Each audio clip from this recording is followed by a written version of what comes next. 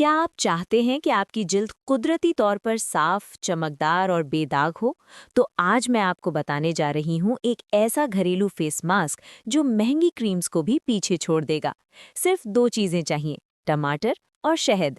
सबसे पहले चंद ताज़ा सुर्ख टमाटर लें, उन्हें छोटे टुकड़ों में काटकर अच्छी तरह ब्लेंड कर लें ताकि गाढ़ा पेस्ट बन जाए। अब इस पेस्ट को छान लें ताकि खालिस टमाटर का गूदा हासिल हो जाए।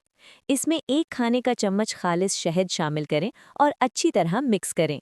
ये तैयारशुदा मास्क अपने चेहरे और गर्दन पर लगाएं और 15 से 20 मिनट आराम करें।